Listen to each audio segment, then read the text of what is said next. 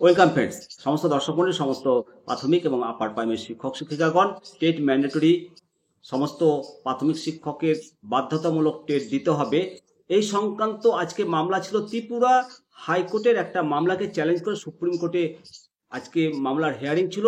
সেই মামলার হেয়ারিং হয়েছে এবং গুরুত্বপূর্ণ পজিটিভ দিক উঠে এসছে আজকে মামলায়, যেটা পশ্চিমবঙ্গ সহ সমস্ত রাজ্যের শিক্ষক শিক্ষিকাদের জন্য একটা ভালো দিকের নির্দেশ করছে। টেট মামলায় কিছু পজিটিভ দিক উঠে এসছে।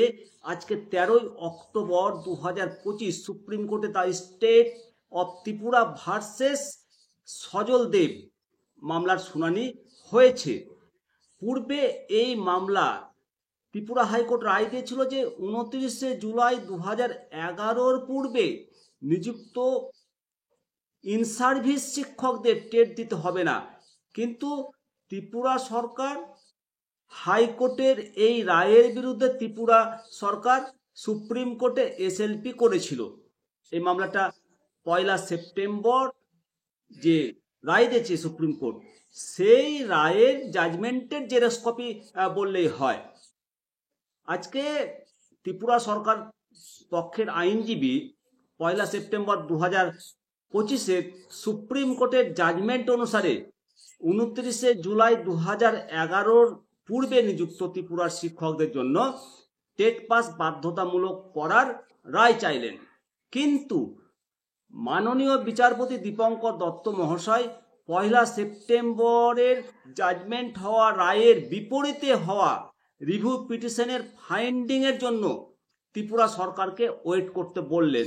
অর্থাৎ টেট রিভিউ পিটিশন এটা অ্যাকসেপ্ট হয়েছে, সেটা শুনানি হবে। দ্বিতীয়ত, ত্রিপুরা শিক্ষকদের পক্ষের আইনজীবী সলমান খুরশিদ, ভারতের প্রাক্তন বিদেশ মন্ত্রী মহাশয়, এনসিটি 2010-এর নোটিফিকেশন অনুযায়ী কিছু সাবমিশন করতে চাইলেন, যেটা আগে কেউ করেনি, এবং বিচারপতি মহাশয় সেটা করার অনুমতি দিলেন। রিভিউ পিটিশনের ফাইন্ডিং না আসা পর্যন্ত ত্রিপুরা সরকারকে শিক্ষকদের জন্য ত্রিপুরা হাইকোর্টের নির্দেশ অনুযায়ী যাবতীয় প্রসেস শুরু করার নির্দেশ দিলেন। এবং মাননীয় বিচারপতি দীপঙ্কর মহাশয়ের বেঞ্চ বললেন যে ত্রিপুরা হাইকোর্ট যে নির্দেশ দিয়েছে সেই নির্দেশ অনুসারে মানে রিভিউ পিটিশনের যে রেজাল্ট ফাইনাল না হওয়া পর্যন্ত সেটাই কার্যকর থাকবে। অর্থাৎ রিভিউ পিটিশনের ফলাফলের ওপর এই মামলার ফলাফল নির্ভর করবে। পরবর্তী শুনানি রয়েছে 13ই নভেম্বর 2025। অর্থাৎ বেশ কিছু পজিটিভ এবং গুরুত্বপূর্ণ দিক উঠে এসছে এই মামলাতে।